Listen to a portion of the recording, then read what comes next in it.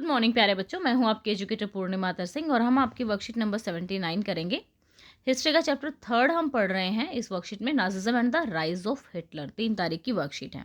तो पिछली वर्कशीट में हमने देखा कि जो प्रेसिडेंट हिडनबर्ग होते हैं वो हिटलर को चांसलर बना देते हैं। चांसलर जो कि कैबिनेट की एक इम्पोर्टेंट पोस्ट थी। उसके बाद वहाँ पे एक पार्लियामेंट में एक आग लगती है, फायर लगती है। उसके बाद फायर डिक्री के अकॉर्डिंग जो सिविल राइट्स थे वो सस्पेंड कर दिए जाते हैं। उसके बाद एक अनेबलिंग एक्ट पास होता है जिसके तहत वो पार्लियामेंट को साइड पे रख के अपने आप गवर्नमेंट को चला सकते थे। एंड देन वो बाकी सभी पार्टीज़ को बैन कर देते हैं, सिर्फ नाजी पार्टी को छोड़ के, और मीडिया वगैरह को सबको अपने कंट्रोल में ले लेते हैं। और साथ के साथ वो सोसाइटी को कंट्रोल करने के लिए बहुत सारी रेगुलर पुलिस मतलब तैनात करते हैं जो कि ग्रीन यूनिफॉर्म में रहती है। और ऐसे करते हैं जो स्ट्रॉम ट्रूपर्स होते हैं, जिसमें यानी कि सीक्रेट पुलिस भी होती है, जैसे गेस्टापोज है, एसएस प्रोटेक्शन स्क्वाड भी होता है, क्रिमिनल पुलिस और सिक्योरिटी सर्विस भी होती है जिसको एसडी कहते हैं। तो इन लोगों को अनकंट्रोल्ड पावर दी जाती है। ठीक है, अब 1933 में ही ये अपने आप को लीग ऑफ नेशन से निकाल लेते हैं। ठीक है, अब देन क्या होता है, one leader one people one empire बनाने के चक्कर में ये अपने जो ऑस्ट्रिया है उसको मिला लेते हैं अपने में। अब रिने लैंड जो जो इनसे ले लिया गया था उस टाइम पे, जब वो वर्साइलिस की संधि हुई थी, वर्साइलिस की ट्रीटी हुई थी, तो अब ये रिने लैंड को भी वापस अपना ले लेते हैं। उसके बाद ये 1939 में पोलैंड पे अटैक कर देते हैं। ठीक है, पोलैंड पे अटैक यानी कि ये विश्व युद्ध सेकंड की, जो वर्ल्ड वॉर सेकंड है, उसकी शुरुआत थी। अब 1940 में ट्राई पार्टी पैक्ट होता है, किस किस के बीच में, जर्मनी, इटली और जापान के बीच में। तो यानी कि ये तीनों दोस्त बन जाते हैं, एक दूसरे को प्रोटेक्ट करेंगे। फिर यूएसए अभी तक युद्ध में जो था इंक्लूडेड नहीं था, लेकिन ये क्या करते हैं कि जापान जो है यूएसए के पर्ल हार्बर पे अटैक कर देता है, तो उसके बाद यूएसए भी युद्ध में इंक्लूडेड हो जाता है। अब इनकी जो हमारे हिटलर हैं, इनकी एक बहुत ब्लंडर मिस्टेक कही जाती है, हिस्टोरिक मिस्टेक कही जाती है कि इन्होंने रशिया पे अटैक कर दिया था। इधर तो ईस्ट, जैसे यहाँ पे हमारा फ्रांस ये है, जर्मनी है, ठीक है, इधर फ्रांस है, इधर ब्रिटेन है, और इधर जैसे Poland and then Russia. Russia पे जब ये अटैक करते हैं तो इस वाले फ्रंट पे तो ये लड़ ही रहे थे ईस्ट में। अब ये वाला खाली रह जाता है। यहाँ पे जो बम वगैरह होते हैं, एयर बम्बिंग से जो है ये इस वाले फ्रंट पे इनको काफ़ी ज़्यादा अटैक किया जाता है।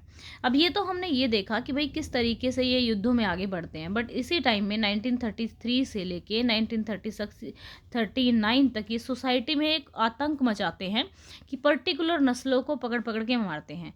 तो इनके अकॉर्डिंग जो नॉर्डिक आर्यन जर्मन थे, जिनकी आंखें नीली थी और भूरे बाल थे, सिर्फ वही एक अच्छी रेस थी, बाकी सब अनडिज़ायरेबल थे।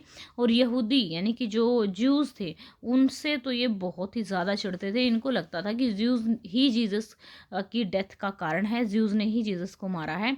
और दूसरा रीज़न ये था कि ज्यूज़ के पास ज़मीन नहीं थी, लैंड नहीं थी, तो ये लोग इंटरेस्ट पे पैसे देकर ही अपनी जीविका चलाया करते थे। ठीक है, अब इनको जूस जो थे, सबसे ज़्यादा सफ़र किया जूस ने उस टाइम पे। ये लोग they had been stereotype as a killer of a Christ and users and separately marked area में रहते थे, जिसको घेटोज कहा जाता था। ठीक है, इनको कई बार तो मतलब कैंपों में ले जाते थे, फिर उसके बाद जो पोलैंड में गैस चैम्बर बने हुए थे वहाँ ले जाके इनको मार दिया जाता था। तो चलिए अब इसके क्वेश्चन करते हैं। पहला क्वेश्चन है, which organisation were formed by the Hitler to increase control in Germany. Hitler form the following organisation: Gestapos, SS the protection squads and criminal police and the security service. Next है आपका who according to Nazis were the undesirables. According to Nazis, apart from pure Nordic iron Germans, other races were लगा लेना यहाँ पे, unhealthy and other communities were undesirable. Next है, which countries were invaded by the Hitler. Hitler invaded the Austria, Czechoslovakia, Poland, Soviet Union. Okay, next है हमारा, who were the Jews, how were the Jews treated by Nazis. Jews were treated by worst by the Nazis. They were terrorized, stripped of their means of livelihood, उनसे उनकी जीविका के साधन छीन लिए गए थे। Segregated from the rest of society, उनको पूरी सोसाइटी से अलग थलग रखा जाता था। The strategy of killing them in A gas chamber in A Poland, और उनको गैस चैम्बर में ले जाके भी मार दिया जाता था। Do you see any kind of discrimination around you, आप अपने अराउंड कोई डिस्क्रिमिनेशन देखते हैं? What effort would you do to eradicate it, क्या एफर्ट आप करेंगे इसको ख़त्म करने के? We see caste discrimination, gender discrimination, discrimination on the basis of occupation around us. To eradicate it, we will explain about these social evils to the people around us, telling them that it is legally a crime to discriminate against someone. Okay बच्चों, तो ये हो गई है हमारी आज की worksheet. I hope so आपको ये चैप्टर अच्छा लग रहा होगा, काफ़ी इंपॉर्टेंट चैप्टर है। एंड 9th क्लास आपकी डेली लाइव क्लास होती है अनअकैडमी पे। अभी हमारा चैप्टर चल रहा है वहाँ पे नेचुरल वेजिटेशन वाला, ठीक है ना। तो अगर आपको अटेंड करना है तो अटेंड कर सकते हैं। पूर्णिमा 10 कोड लगाना है, नीचे जो लिंक दिया हुआ है उसको क्लिक करके इनवाइट कोड पूर्णिमा 10 हो जाएगा। अगर फर्स्ट टाइम यूज़ कर रहे हैं तो लॉगिन करना पड़ेगा अनअकैडमी पे। लॉगिन करने के बाद पूर्णिमा 10 कोड लगाना और नोटिफाई मी पे प्रेस कर देना, ठीक है। तो आपके पास नोटिफिकेशन आ जाएगा 8 बजे। Bye bye, have a nice day, may God bless you.